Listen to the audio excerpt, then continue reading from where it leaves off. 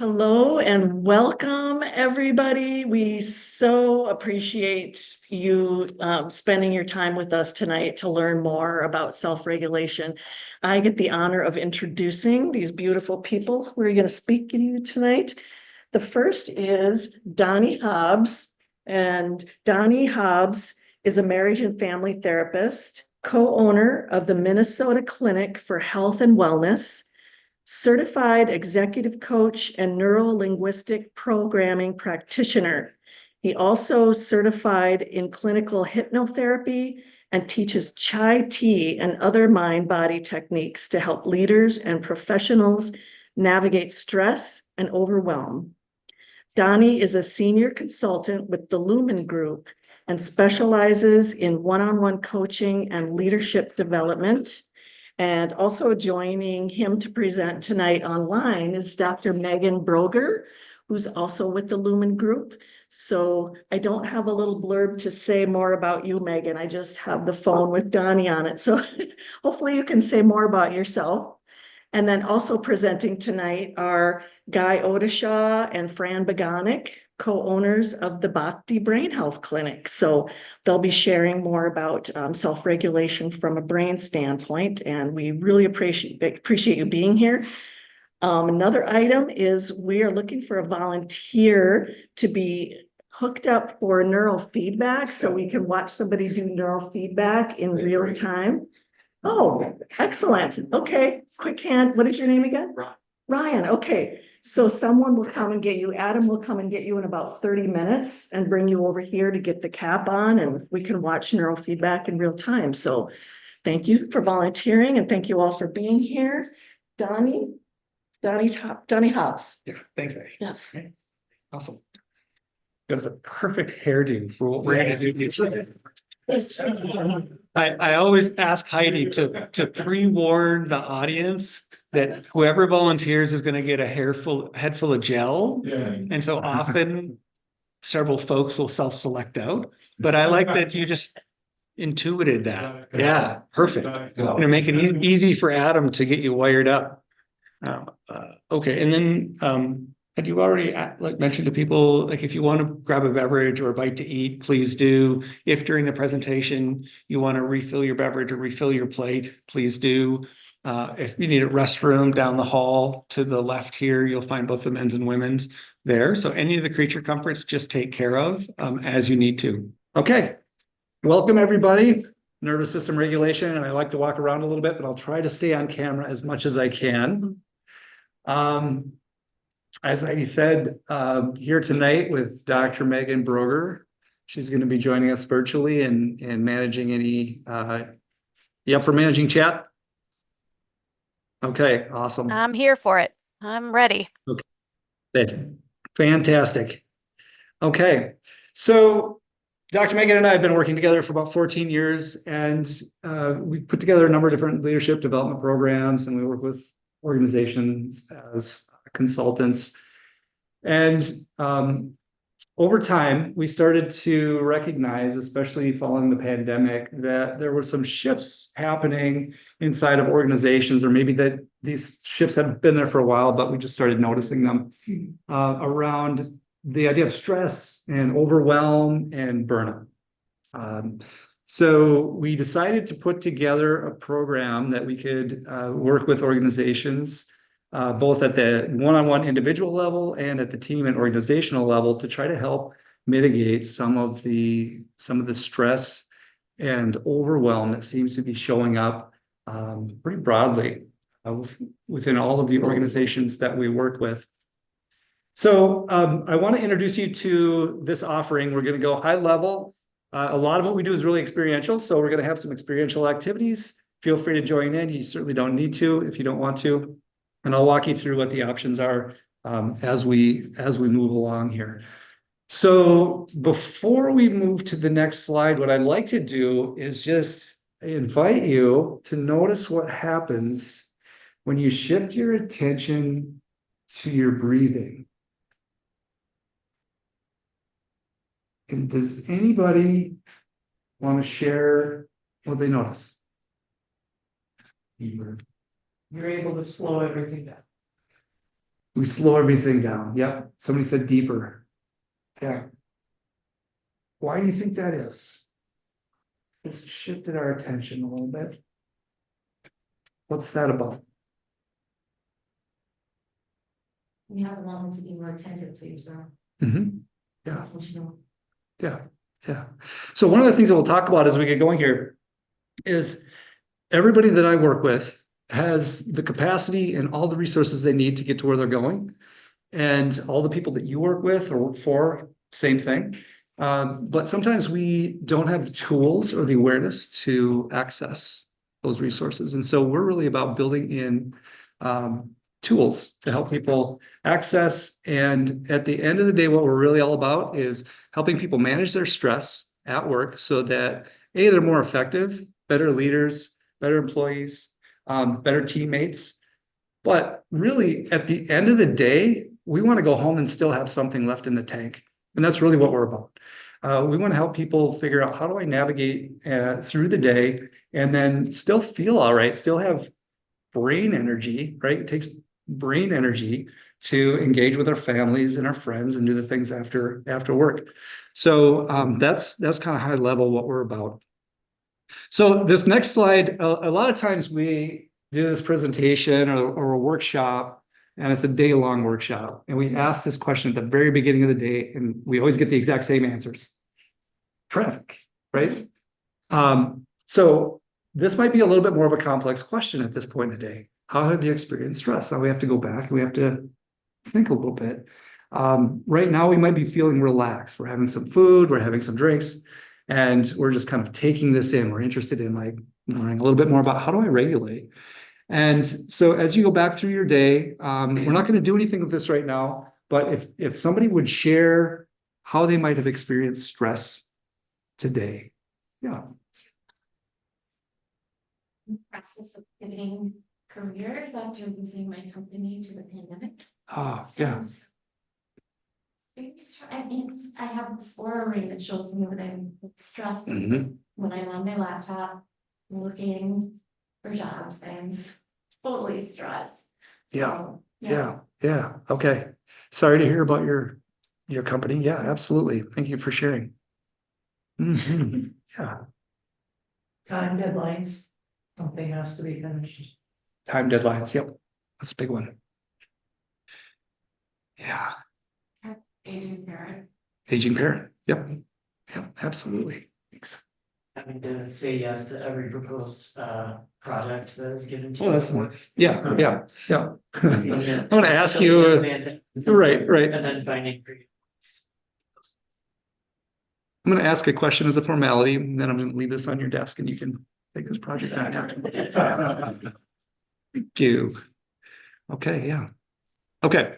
So we've all experienced stress to some degree throughout the day, maybe some more than others. And so what I'd like you to do is just take a minute and notice what you feel in your body right now after thinking about how you've experienced stress.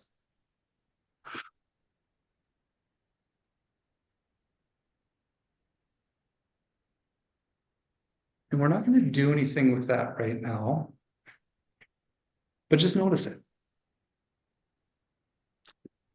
So there's something called attention residue, which we all experience.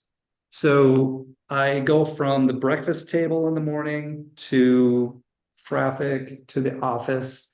And every time I transition, I take with me a little bit of what just happened. So that can be a really good thing. And it can also be an anchor. So if we have a challenging meeting, if we're late for work, if we're stuck in traffic, all these things start to kind of glom onto us and can really slow us down throughout the day. So we've come up with a number of different strategies. There's a strategy here that I'd like to share with you. And it's a visualization. There is an abridged and an unabridged version. I'm going to walk us through the whole thing. If you'd like to, you can close your eyes and do this visualization. If you prefer, you can keep your eyes open and I'll talk you through it and then give you kind of the takeaways from it, how you can use it. Because really what we want to do is figure out how do we leave behind the stuff that we don't need? How do we keep the lesson or the lessons that we learned from that? We can take a lesson from traffic, right? So the lesson might be, I need to leave earlier, or the lesson might be, sometimes traffic's really bad. Sometimes we're all late, right? And so figuring out what's the lesson in this, and then how do I leave behind that old energy, that stuff I don't need anymore. So with this, it's called the pullover exercises. So what I'd like you to do, go ahead and close your eyes if you're comfortable. Otherwise, you can keep them open and just observe. So imagine that you're going on a road trip in a car, and you've got some family or friends in the car with you, and you're driving down the highway, and things are going well. You're chatting, and you've got the music turned up, and you're excited about your destination. And as you continue to drive, you start to notice some clouds gathering ahead. And then it starts to sprinkle. You turn your wipers on. And it starts to rain a little harder. A little harder. Now it's getting to the point where it's getting hard to see, and you've got your wipers turned up all the way. People are talking louder over the crashing sound of the rain on the hood and the roof. And then traffic slows down. It's raining so hard that nobody can really see. And as you're creeping along, you eventually pull up to an overpass. And as you pull under the overpass, the thundering rain stops. It's silent. And the only thing you can hear is the loud wipers slamming back and forth. And you reach for the wipers and you turn them down. And you can see the rain ahead on the other side of the overpass. But it's quiet. And go ahead and just pull the car over in your mind, just for a moment. And just clear the stage of all of the input that you were experiencing. And then take a breath.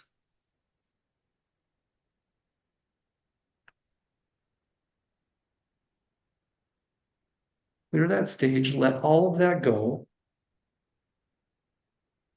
And whenever you're ready, you can come back.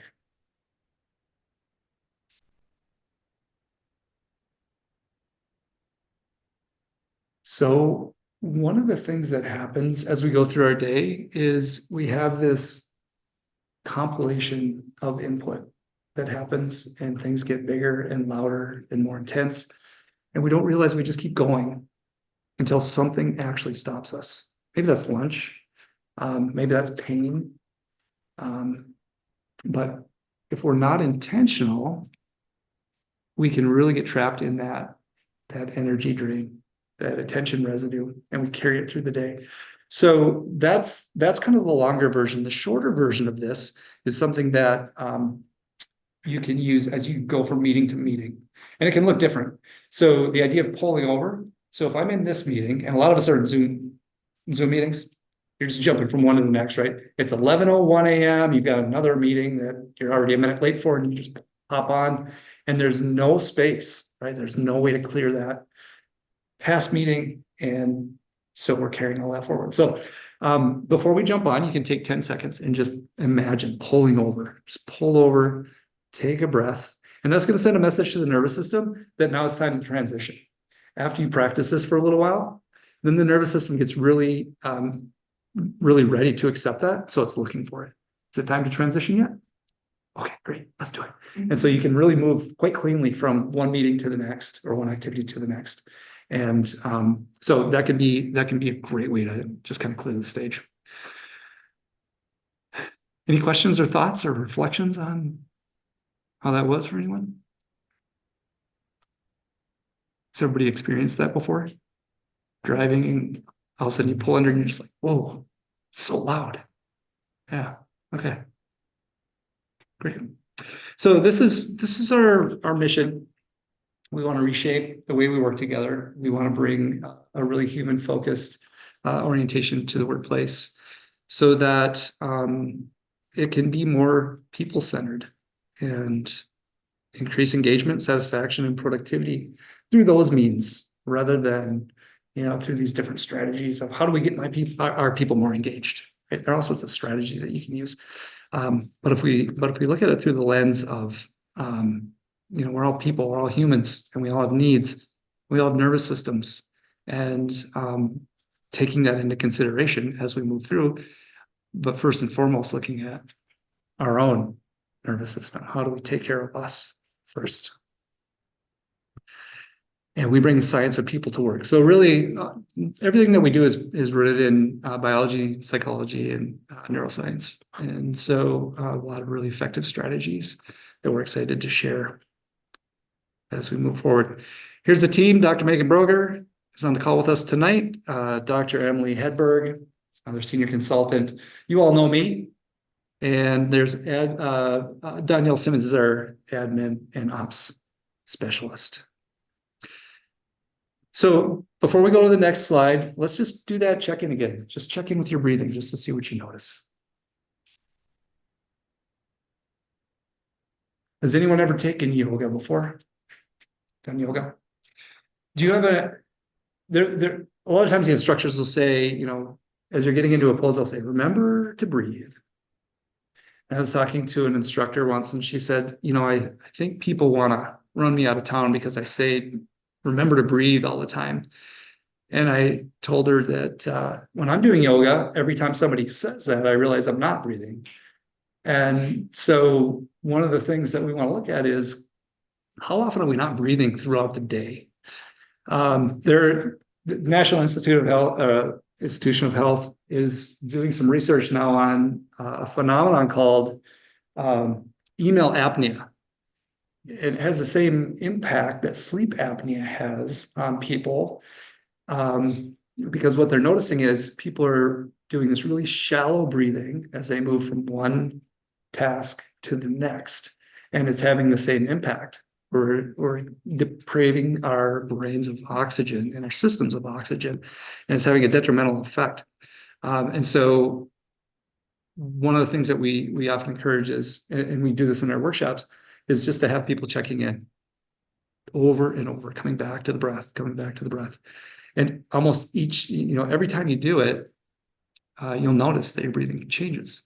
And often it's deepening.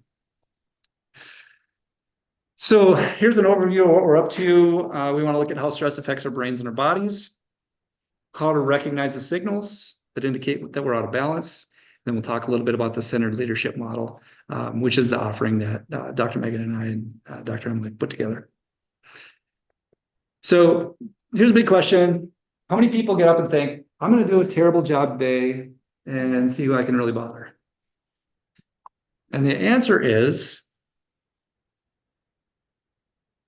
0. Yeah. There's always one person that I'm just like, I think I know a person.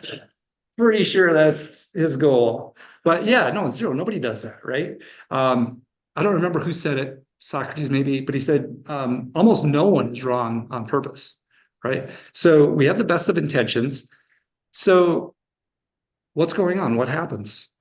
And one of the things that we've run into is it really comes down to stress. People get stressed. And when we're stressed, we're not the same. We're not the same person. We go into a different brain state. So looking at, the definition of stress, physiological, behavioral, emotional, and or cognitive response to a real or perceived stressor, doesn't really matter if it's real or perceived, right? If it's perceived, then it's real, and then it's a stressor. Looking at the different types of stress, acute stress can be good. If you're going to go for a run, you need some stress. Chronic stress is what we find a lot of times within the organizations that we're working with. And that is going to have an impact on performance. And then burnout is really when the body just says, I've been stressed for so long, I'm just going to kind of shut down. You're not listening to me. There's a book called When the Body Says No. And it's just really about the body will get louder and louder until you listen to it, right? And so maybe that shows up initially as neck pain, headache pain, eye pain, back pain, and eventually it can lead to burnout if there isn't an intervention or change. So this is really the chronic stress and the burnout is really kind of what we want to focus on. And we want to catch the chronic stress where it is to help avoid burnout, because it's easier to work with chronic stress than it is burnout. But a lot of times people don't want help at that chronic stress stage. So just some statistics, 80% of people feel stress on the job. The other 20% are detached from their own reality.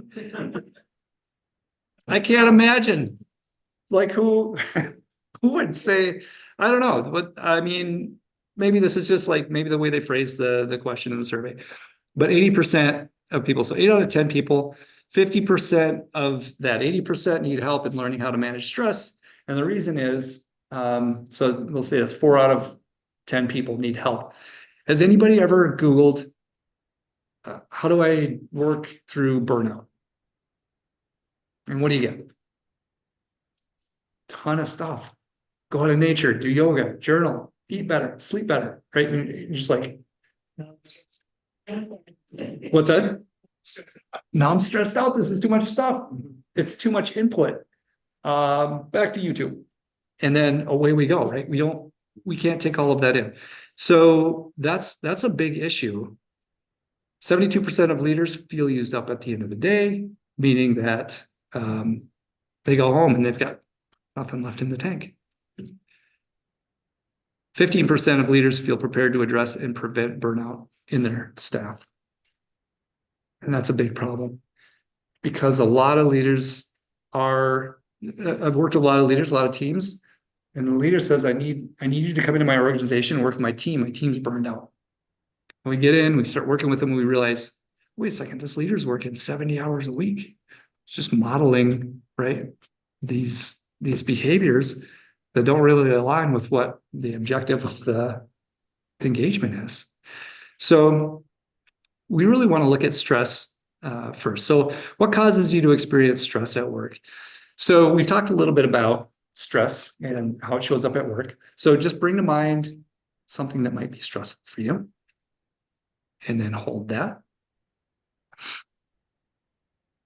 And then just notice as you think about that stressor. We're just going to go back to noticing what's going on in the body. Does anybody notice any tension in their body right now? Okay. So going back to that perceived or real threat. We're in a safe room, a lot of really friendly people, some food, and we're just here together. But we still have that stress. That stress is telling us something. There's an issue. There's something to consider.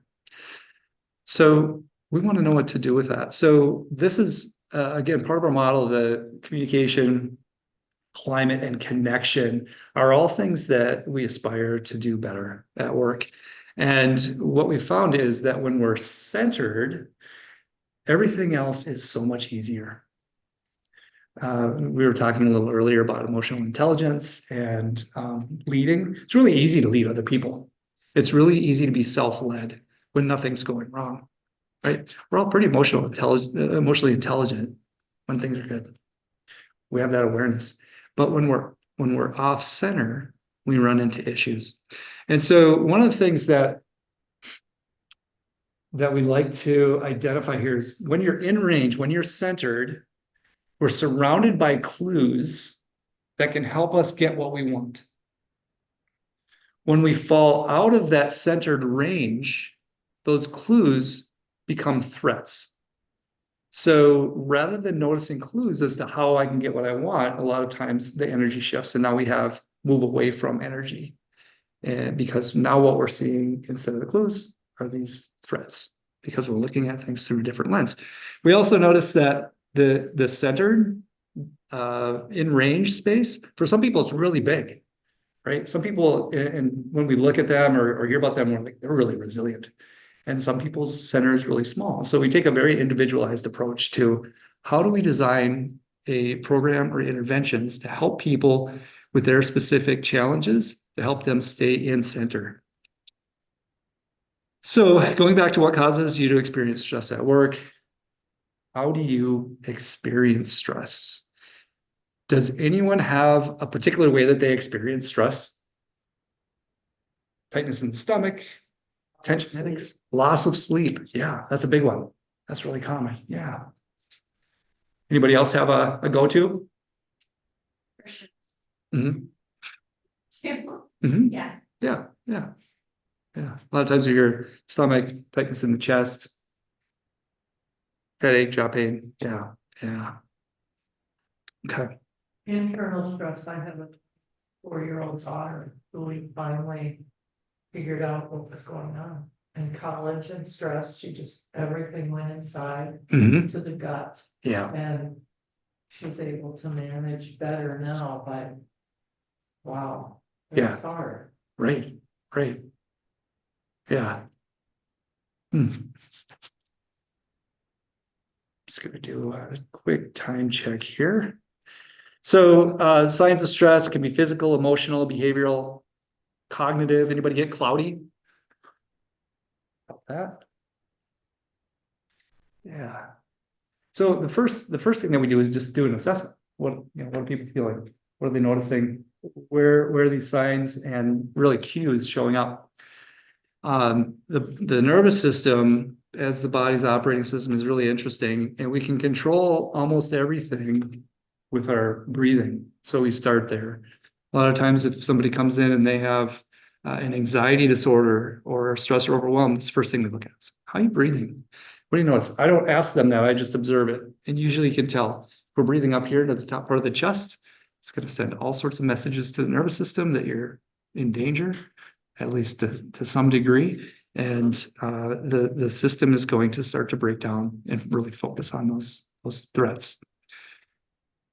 Our brain's at work. I'll just touch on this really briefly. So it's not as black and white as this, but when we're really stressed out, one of the things that happens is our brain gets triggered into a fight or flight or emotional state.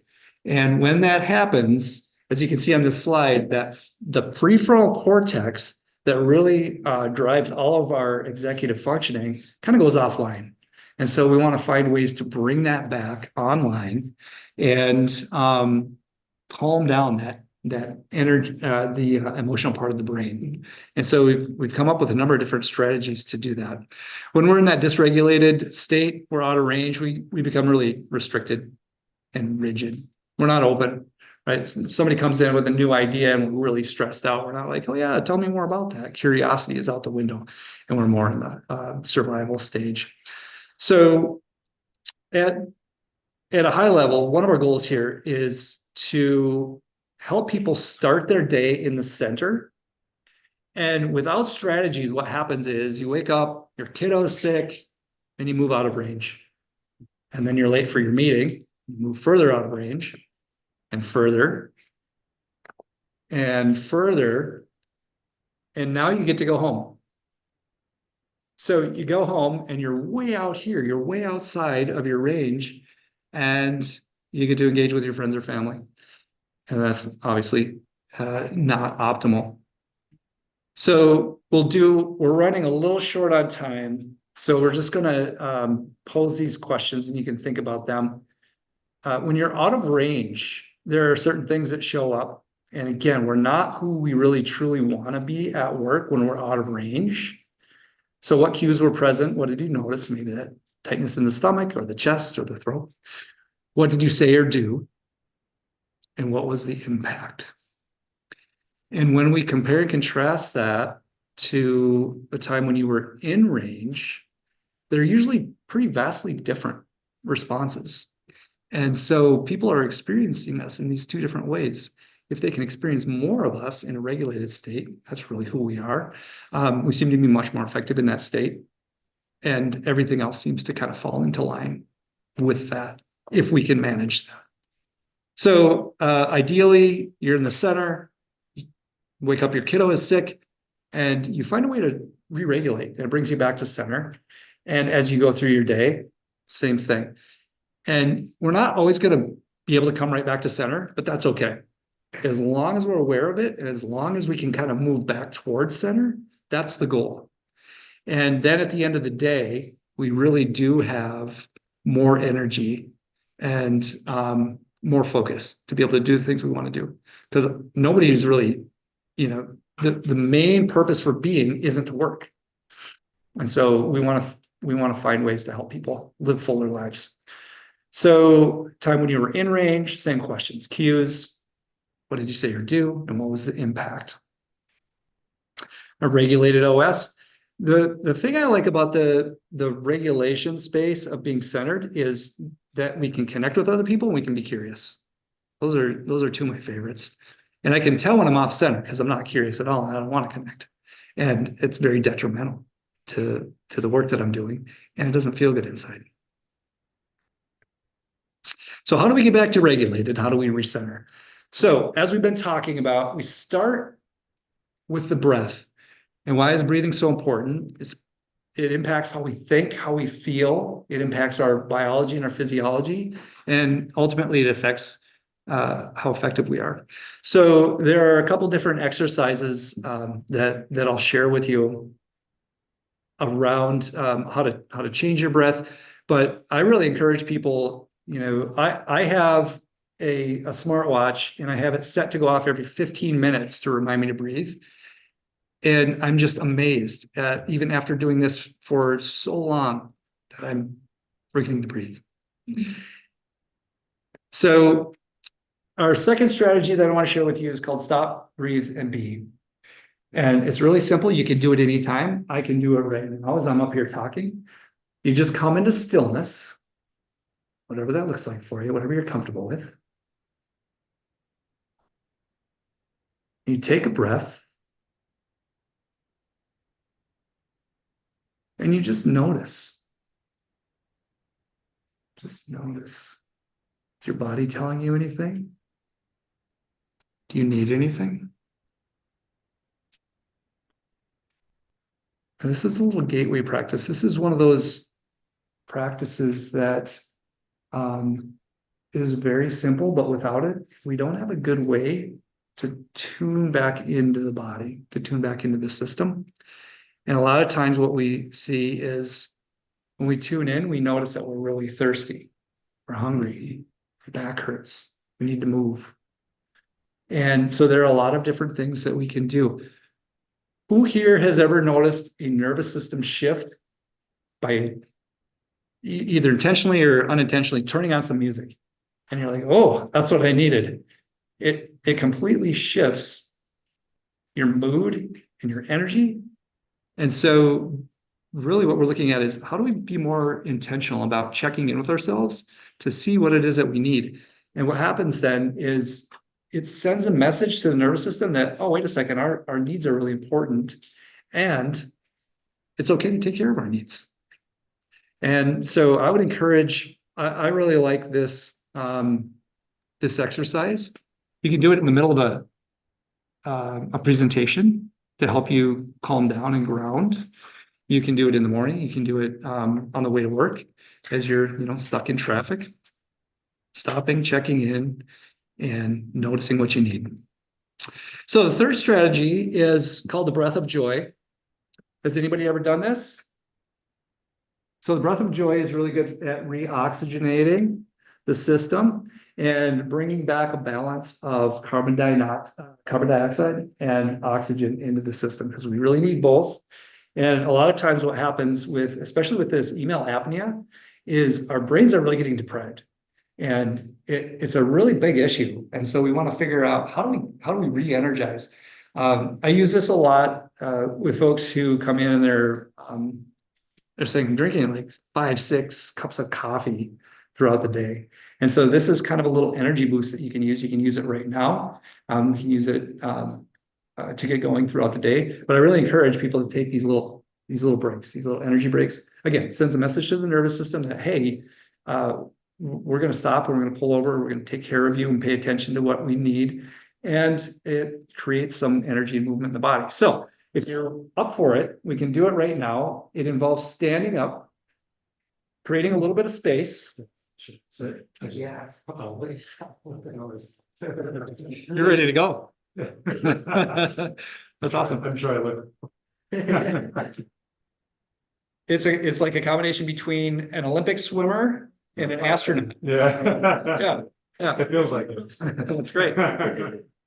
So what we're gonna do is I'll demonstrate first. So we're gonna take 3 inhales. So the first inhale is gonna be, and the second inhale is gonna be, and the third inhale is gonna be, and then we're gonna blow it out at the end.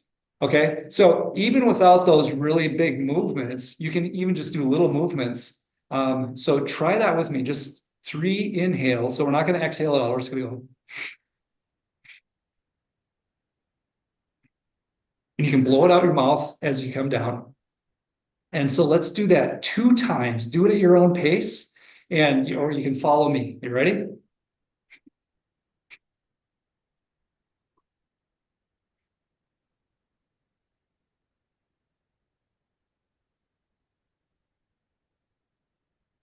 Okay, now you're not going to notice this huge transformational shift, but you might notice a little bit more energy, a little more focus. So one of the things that we talk about is before a big presentation, we have this anxiety, this energy that builds up inside us, gets us really excited and ready to go. It's that acute stress that we talked about before that we need. You can do this right before a big meeting. You can do this before you start your day. You can do this before you walk into your house at night. It's a great way to not only mentally do the pullover exercise, but physically too. It's a reset for the system. But there are a lot of different mechanics in it. But by taking 3 inhales, you're resetting the nervous system. By doing the big exhale, it's a sign that everything is okay, right? If you run away from something and you're safe and you bend over, what do?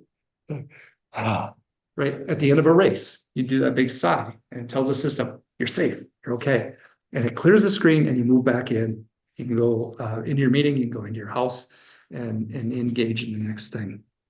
So those are 3 strategies that we wanted to introduce to you. And again, those are really high level and they're general. And that concludes the presentation. And who has questions?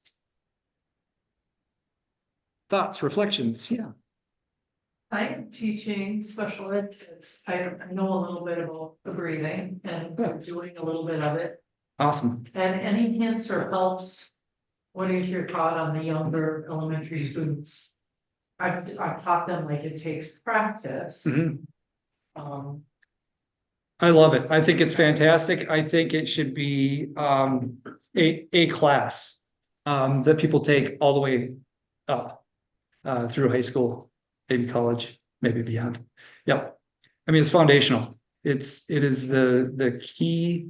Breathing is one of the things that we don't really pay attention to that is transformational for our life. But we're paying attention to those emails coming in and all of the other things that we sometimes see as threats. But moving back, and people say sometimes they're like, yeah, you kind of make a big deal about the breathing thing. And it's like it can really change your nervous system in a very short period of time. So yeah, I love that. That's fantastic. Yeah.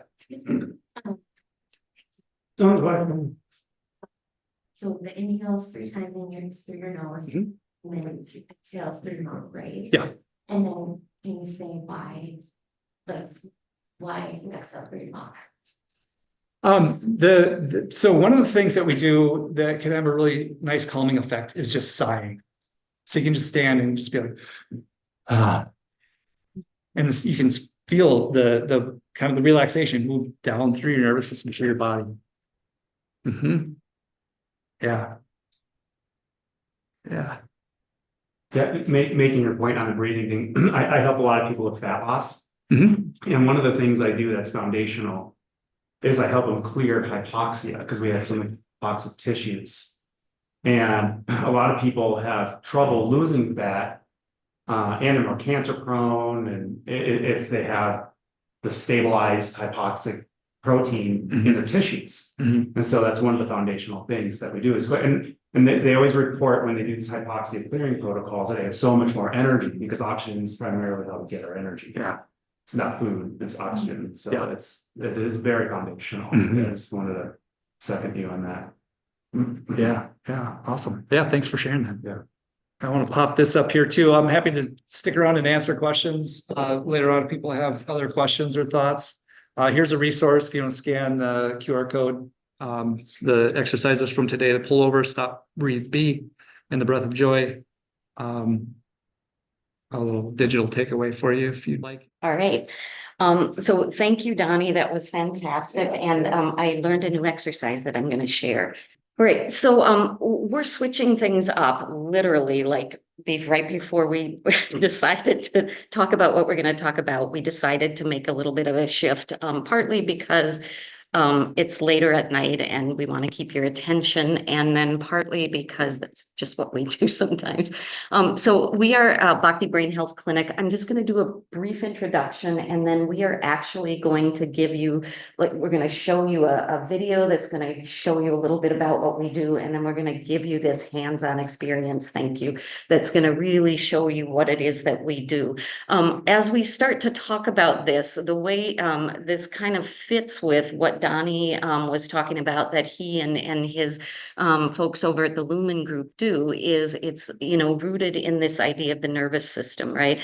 And so what we do at the Brain Health Clinic is work with that all the time. We work with the central nervous system. We work with the autonomic nervous system. And what we know is that sometimes, despite people's best efforts to try and manage something, like to do the skills work that might be useful for helping somebody feel calmer, if there is some kind of dysregulation happening within the brain, it can have a pretty significant impact on that person's ability to actually engage in those strategies that might be really helpful for them. And so that's where we come in.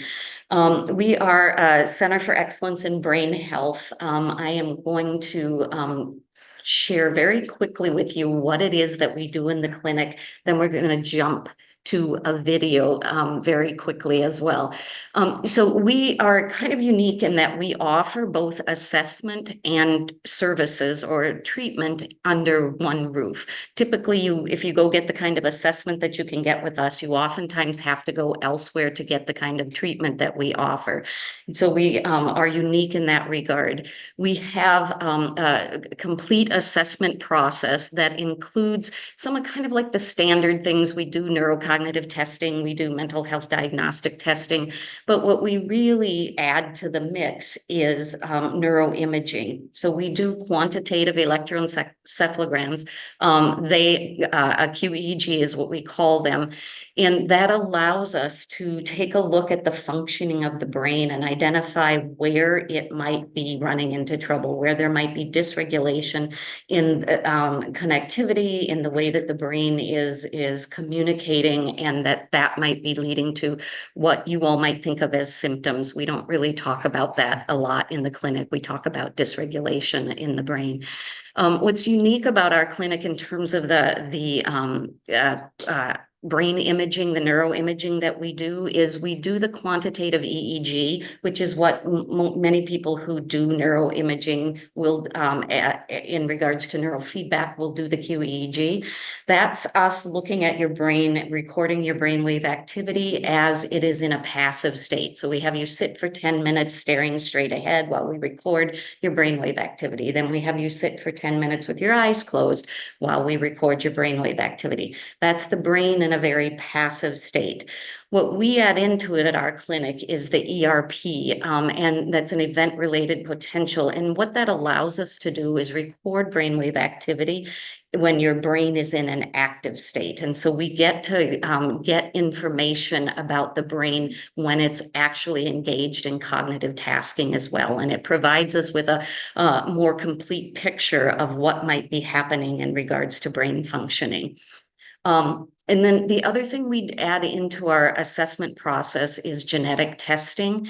This is a little bit more recent addition that we have added, but we find that it provides more of a complete look at what's going on. So if somebody, you know, has a gene mutation that is correlated with anxiety, good for us to know that, because that's not something that the neurofeedback is necessarily going to address, right? And so it helps us to get a fuller picture, a more complete picture of what is going on with that client.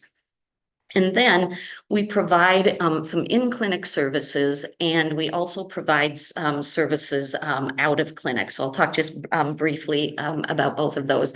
The in-clinic services that we do are neurofeedback. And so I'm not going to talk much about that now, because we're going to show you that, and then we'll give you plenty of information about it.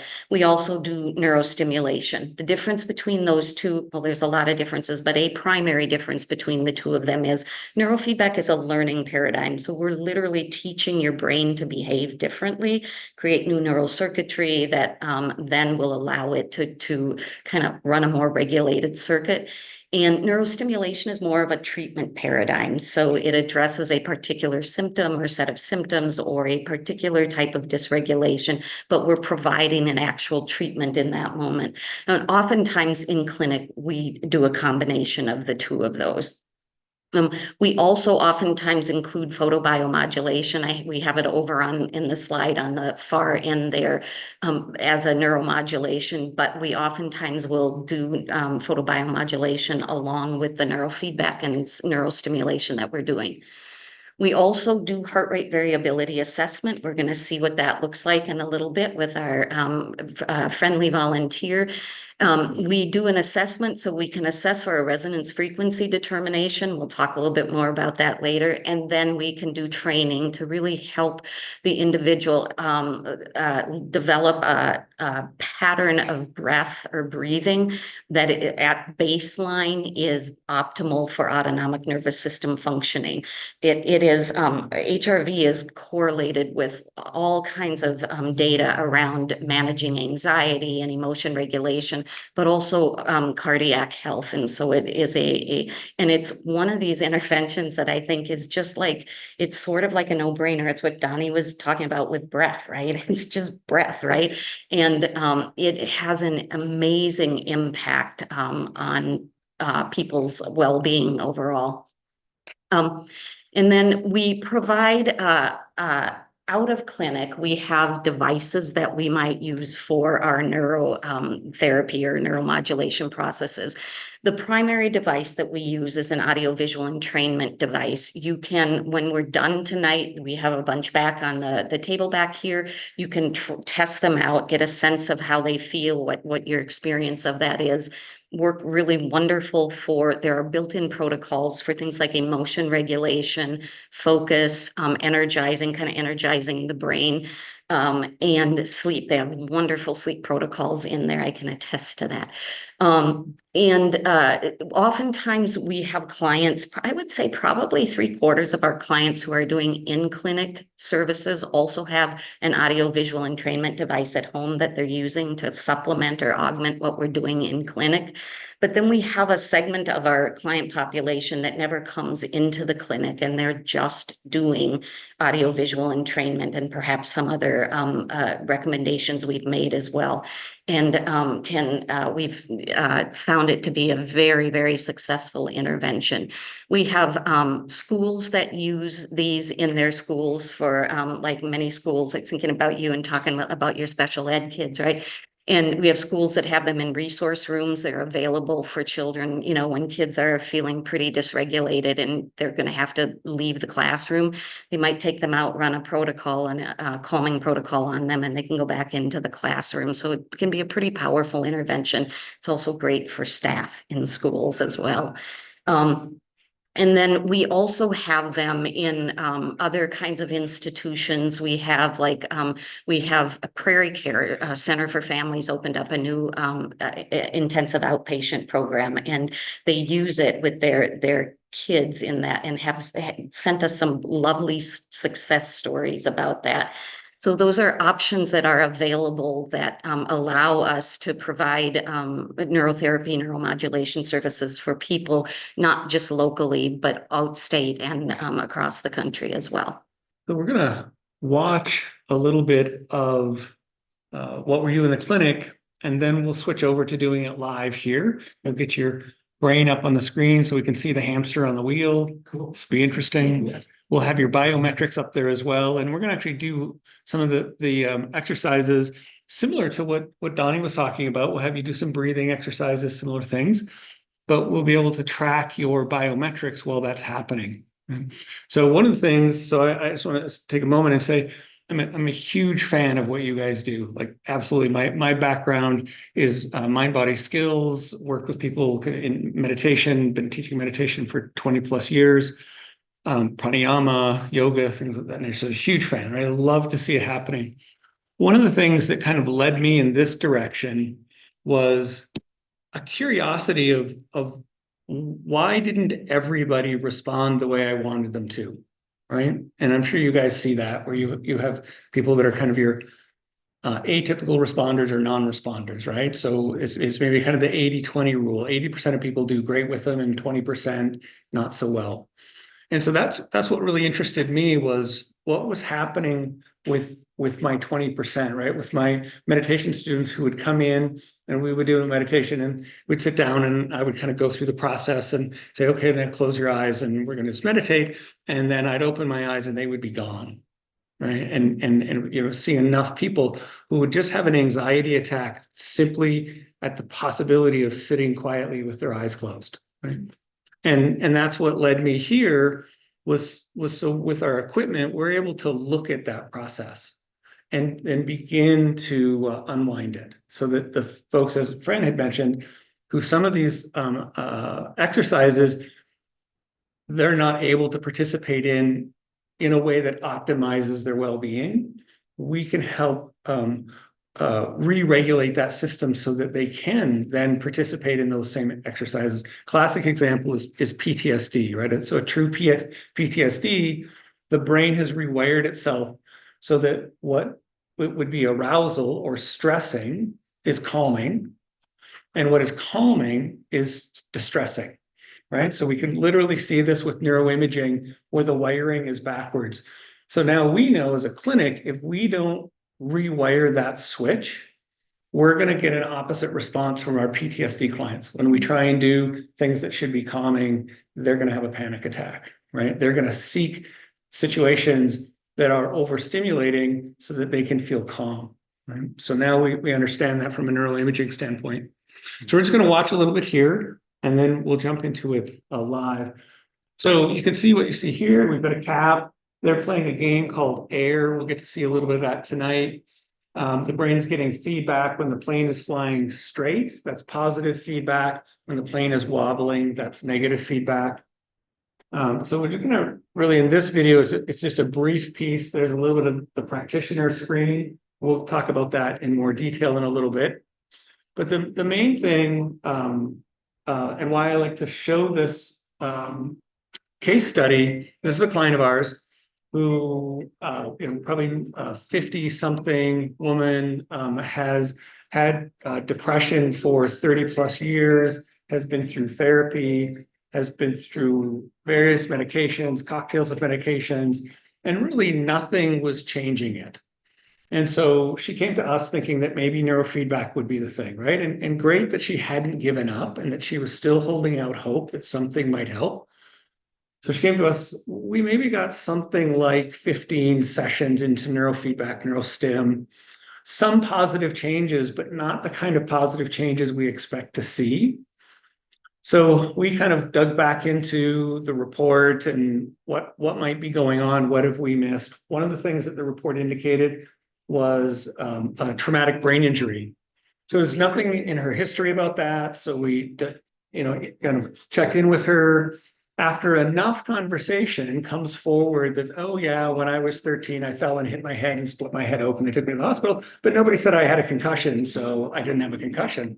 Well, probably not surprising, her depression symptoms started shortly after that, right? So this for us was like, oh, well, of course. I mean, that's textbook.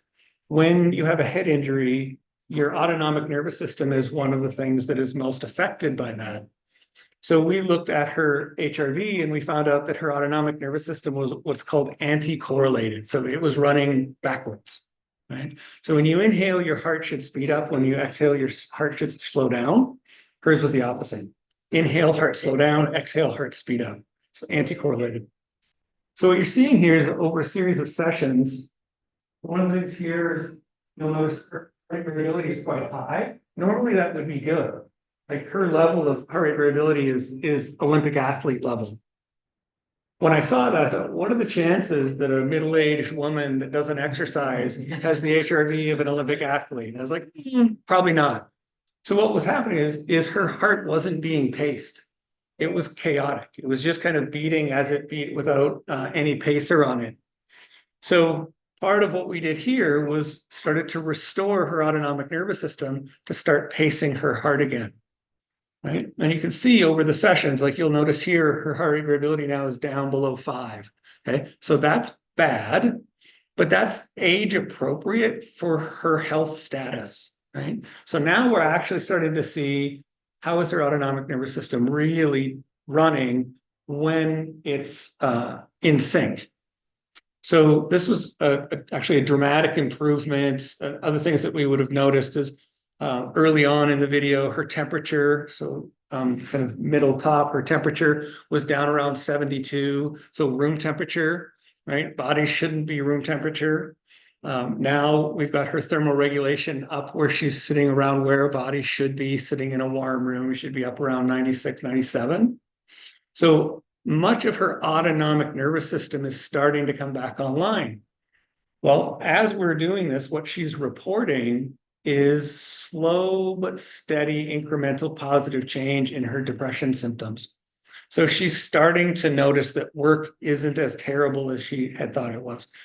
Work relationships aren't as hard to manage as she thought they had been. When she'd come home at the end of the workday, she didn't just collapse on the couch and do nothing, but she actually had energy to do something. So she started to become more socially engaged. She started to cook so that she was eating better food instead of just prepared, pretend food. So just a series of positive changes. And I would say after our series that we did with her here in doing biofeedback instead of neurofeedback, she decided that she had the solution to her problem. She discontinued care with us and has gone on. She's doing very well. So a great example of how much can come from just having a dysregulated autonomic nervous system, right? 30 years of chronic depression.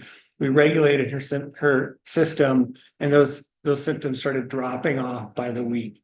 So powerful tools. And again, it speaks to the power of what you do with people, Donnie, when you're doing the mind-body skills. And what we're working with are the edge cases, the folks who those exercises don't work for or aren't working for yet. So one of the things that happens, and maybe I will stop the video for a moment. So Fran is a longtime meditator and does body-mind skills and does breath work and toning and all of those kinds of things, but has high blood pressure and has had a challenge bringing that high blood pressure down. So despite the fact that Fran was using all of those skills, her blood pressure was resistant to changing. So we've done what's called a resonant frequency determination. So it's a test we do to find out where somebody's cardiac rhythm, respiratory rhythm, and barrel reflex line up. So this helps synchronize the autonomic nervous system. And so what happened was when we did Fran's resonant frequency determination, had her test her blood pressure before breathing at her resonant frequency, had her breathe at a resonant frequency, tested her blood pressure again, and it dropped noticeably, very quickly, within minutes. After breathing like that for several minutes, we tested it again, it had normalized more. And then she went on to test over a series of days of doing the breathing and testing, and she was able to get her blood pressure down. And then the real magic is it started to normalize between rounds of breathing, right? And so what we're doing is we're restoring the mechanism of self-regulation. We're reteaching the autonomic nervous system what it's supposed to do, but it has forgotten to do for whatever reason, right? Life experience sometimes overrides our own natural system's ability to self-regulate. So actually, how's it going, Fran? It's going really well. I had on Tuesday, on Sunday, I had a reading on group 6. I was like, oh my God, I don't know that I've ever had that. Like, yeah, Yep. and it is, yeah. And the thing with heart rate variability, when you practice it on a regular basis, the idea is that you're training your system to have that be more the baseline breath, right? And Right. so I think that's starting to happen at this point in time. Yep. Yeah, exactly. And so this becomes another tool in the toolkit, another solution to what you were talking about. See if I got the term right. Email apnea. Do I have that? Okay, wonderful. I love that. I'm going to use that. Email apnea. So what we want to have happen is when we're sitting and doing our email, so we're basically stationary, we would want our autonomic nervous system to automatically shift into a resonant breathing, right? It would be self-regulating in the moment. It should do that automatically. Because we've done all kinds of things to ourselves and we've lost that, now we can externalize it to a timer to remind me to do that. Fantastic. What we do with heart rate variability training is, as Fran is saying, we want to restore the autonomic system so that when you're doing your email, your nervous system automatically switches into self-regulation. And there is a way to do that, but what I love in this work is how we've taken something from the ancient traditions like breath work, like pranayama from yoga, and paired that with science.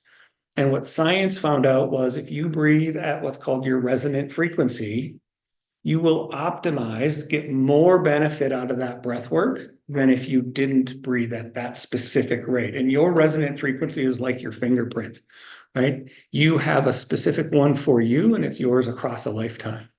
So there's value in finding out what that is. So when you do your breathing exercises, you're maximally self-regulating. So again, it's one of the places where we see when science and the traditions meet, we can take the wisdom out of both of them and make something that's better for the combination. So this is Ryan's brain. This is his EEG. Each one of these is correlated with one of the sensors that's on the cap that he has on. So you can take a look at this and see, like, we can notice, like, my guess is Ryan holds some tension in his right jaw. Perhaps, right?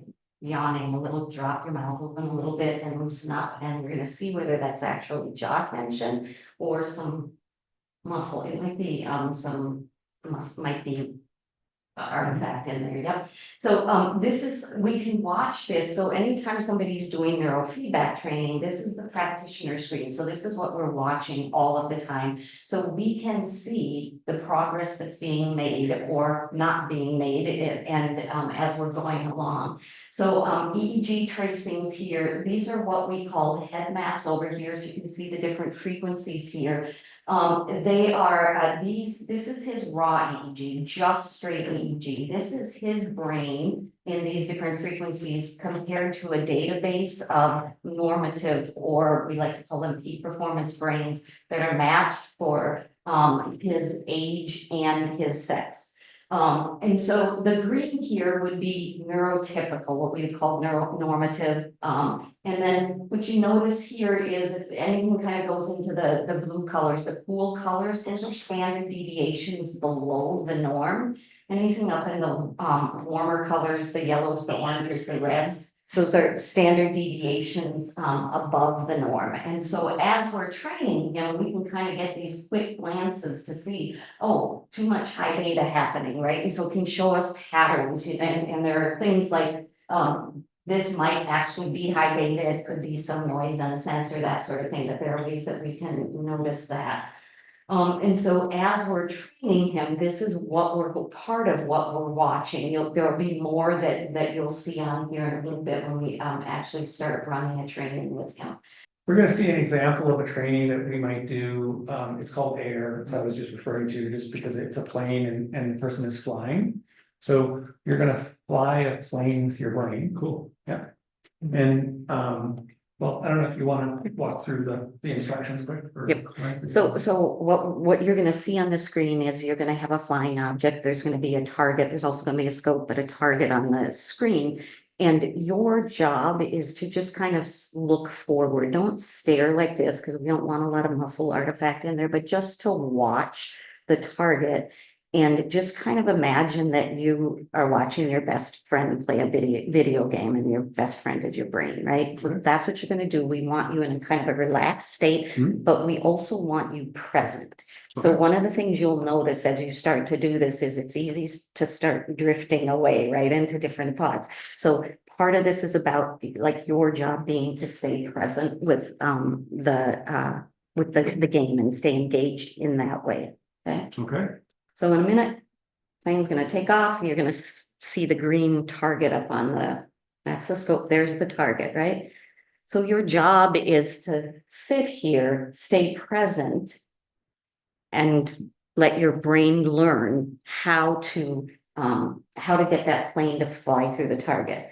So what's actually happening for him is data from his brain is being fed into a computer. When his brain starts to behave in the direction of the neurotypical database or the normative database, the computer program says, make him successful, and he's gonna fly, it's gonna fly the plane through, right? So you see that happening.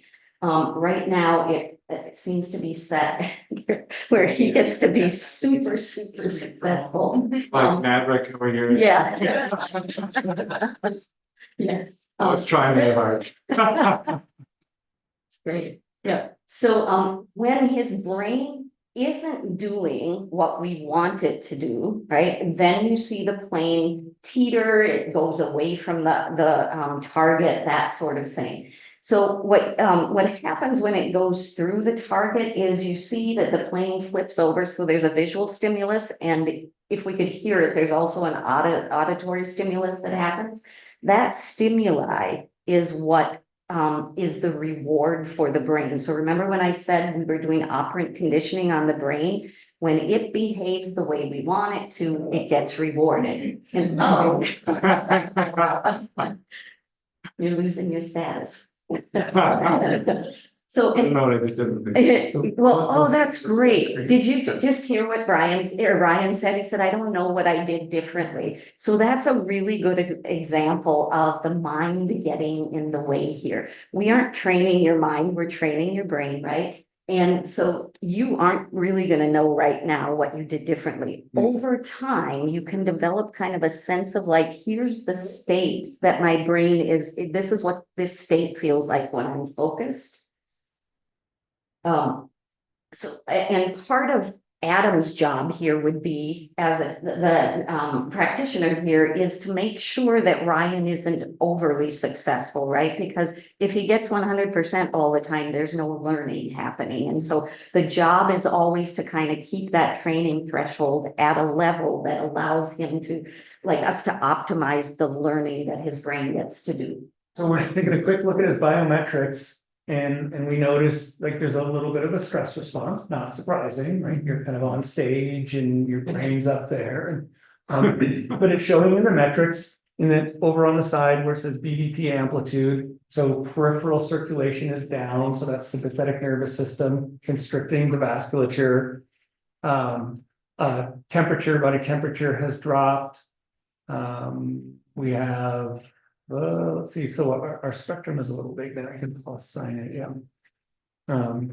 That spectral display should be really calm with just one little peak in the green. And so this is just telling us that how his heart is beating is a little chaotic, right? So it's another sign of a stress response. There's not enough vagal tone to be controlling and regulating his heartbeat. So it's nice to peek in and see, but this is also what we would be doing when we're training somebody, is we're monitoring their biometrics to see how are they responding to the training that they're doing, and are they overly stressed by it? And if so, what do we need to do then as clinicians? While Ryan's busy watching his brain play the video game. This is what the practitioner is looking at. So, this is, you can see this red line right here. That's kind of the threshold line that we train at. So we're looking at the average amount of dysregulation, and this isn't like, because we're pulling up somebody else's stuff as we're doing this, we're not gonna take a peek at that. But this is, every one of these dots in here is a metric of dysregulation, and so, and then you can see over here, this gives us information about it, what wave what frequency is dysregulated, what Broadband area is dysregulated. It gives us just a ton of information so that we can take a look and see, oh, maybe, his Broadman area 22 is really showing as dysregulated, and maybe, that has to do with auditory sequencing issues. And it can start to give us more information about other ways that we might want to address his training. So do you have a lot of sport athletes who want to work on focus and like free throw shooting, stuff like that?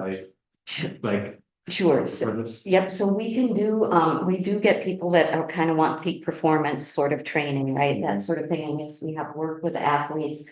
And we typically would do a combination like that, the biofeedback training, the heart rate variability, that sort of thing can be extremely helpful as well. I worked with an elite athlete we did at one point who his breath was unbelievably dysregulated, just like his HRV diet. And when I pointed it out to him and talked with him, like this is a very elite athlete, and he had no clue about his breath and what he should be doing with it. And so, and just in the little bit of time that we worked, him being able to kind of focus on that allowed him, his metrics, regulated quite a bit in that little bit of time. So yeah, we do. Do you find there's a difference between the genders in this? No, like, or what differences are typical? Yeah, difference in genders, I Can't say that I really, yeah, and I think not a lot. Yeah. Yeah. We see the same. People, like, we see a lot of performance anxiety. This game will bring up, because as people get close to the hoop and they're getting close, and then inside there's some version of like, don't miss. And performance anxiety, but that's a classic one. That's doesn't matter the sex of the person in the chair. There's that performance anxiety. Yeah. Yep. So I just wanted to say, so we're training, so that little knot of red, so go ahead and switch back to the progress tab. That knot of lines that Fran was pointing out, there's 501 metrics in there. So we're training 501 different brain functions at the same time. All right, and think about your mind can maybe handle 2 things at a time. Right? But your brain can handle 501, not a problem. Right? Your brain could do 10,000, not a problem. Your mind, forget about it. Right? and so that's why we use this form of training, because we can train so much of the brain at one time, and for the brain, this, like, it can do this in its sleep. Yeah? It's not challenging, but where people are challenged by it is their mind. Like, it can take people many sessions to get okay with the fact that their brain is doing something that they're not doing. Right? We all think we're our brain. Yeah. So what are some of the techniques you're using to help people change that? To change. Like, what are you doing training people? Like, what type of? This. So as Fran had said, like, we don't really think about, although we do, but we don't think about the symptoms or the diagnosis. ADHD, anxiety, depression, mild cognitive decline, right? To us, doesn't matter, it's what's dysregulated. Then we use this type of a setup to re-regulate those neural circuits, so they move back towards neurotypical function. And what we see is, as the brain moves back to neurotypical, the things we call symptoms go away. So Right, but what exercises or function? Like, yeah. This is it right here. Yeah, Like his. Like I haven't heard any cues or anything like Nope. that, you're just these, having him focus. yeah, Yep, so I'll just say again, because so what Fran says, like right here as we're watching, see that little wiggle in the flame? Yep. That little wiggle, that's feedback to his brain saying, not like that. But then what? then the brain is gonna, Focus, look here, don't look. So Adam, what network are we training? Anxiety network. Anxiety, okay, so training anxiety, a series of broad areas of the brain that are related to anxiety. So what this is mapping is how information is moving through that network. And the idea is that to regulate that network function, it would move information through it in a neurotypical way. So this, what the system is giving him feedback on is how his brain is moving information through his anxiety network. And then the wobble says to his brain, not like that. When the plane goes straight, it says yes. So he's getting a series of real-time cues, yes, no, yes, no, yes, no, yes, no. And the brain is figuring out what it's being asked to do. Move information this way, not that way. This way, this brain wave to this area at this time, but not that brain wave to that area at that time. So it's really not different than we're sitting at a piano and somebody was telling you, put this finger here, put this finger here, and walking you through it. That's exactly what's happening here, only it's happening to the brain, not you as the person ever learning to play the piano. Yeah, it's really interesting, it's just, it's like, where's the feedback, where's the coaching, where's, Yeah. Sitting back here, look. Yeah, no, absolutely. You're hearing what happens for pretty much everybody who sits in that chair and does a session. They're like, okay, guys, like, well, I don't understand. Like, where's the feedback? Where's what do I do? And that's the thing is, in a sense, you, the mind, nothing. Your brain is doing it, right? And it takes a while for that to land, you know, in a person and start to have a sense like, okay, I trust you, something's happening. So it takes a while to notice changes of symptoms, right? To have a sense like, oh, doing this is helpful. But you have to sit through enough sessions to get to, I feel that it's helpful. But it's not different than, say, having maybe somebody do a visualization exercise, right? That they might have to do a visualization exercise 10, 12, 14, 100 times for them to start to register, like, oh, that's actually helping. Just So, coming back from a physical therapy kind of thing, it's like, oh, I should hold serving up, and then we need to do this, and then you do that, Yeah. and so. It's your- It's yeah. perfect model. His brain is in physical therapy. Yeah. Yeah, You got it's it. just the brain and it's not the mind, and that's the piece that it takes a little bit to kind of rock that, right? To, yep. With the There's a question. sessions, is there a too long, where it's no longer a session, just the timing of a session, he's just starting. Mhm. If you go for a half hour, is that Oh, detrimental? Sure, no, it's okay. It's a great question. So our typical training session. Someone better drive Ryan home. A typical session is probably 40 to 50 minutes, right? And that varies when you first start training. We typically don't train somebody for 40 minutes the first session because it is like a workout and your brain's going to be fatigued. And so we might start you at 20 minutes or 15 minutes, depending on the person. And then, part of it is, the art of determining with each individual. But in general, we're training about 40, 50 minutes per session. And also we get performance metrics on our side. And so when we see performance start to drop in the session, that's the brain telling us it's fatigue. Like you were at the gym and you were doing your weights, when you can't do a set of 10 anymore, you're done. Yeah. Same thing here. So we see what's called a learning curve. The brain is learning. what Adam is doing is optimizing that learning curve. When we see the dip in performance, we're done. Yeah. Tracy, you have a question? I had a- We were talking about the performance anxiety, and there was a question about, do you see different in sexes? Do you see a difference in children? Because I know in the clinic, there's young kids all the way up to, you know, well, past into senior citizen. Do kids have less or more performance anxiety? I think it depends on the kid, it really does, but we do see one of the things that because it's a video game, kids play video games all the time and their goal is to defeat the game, right? And so that's what they're working on. Our job, like, Adam's job here would be to make sure that Ryan never defeats the game, right? That he's never 100%, because otherwise the brain isn't learning. And so there are a subset of kids that just can't tolerate that.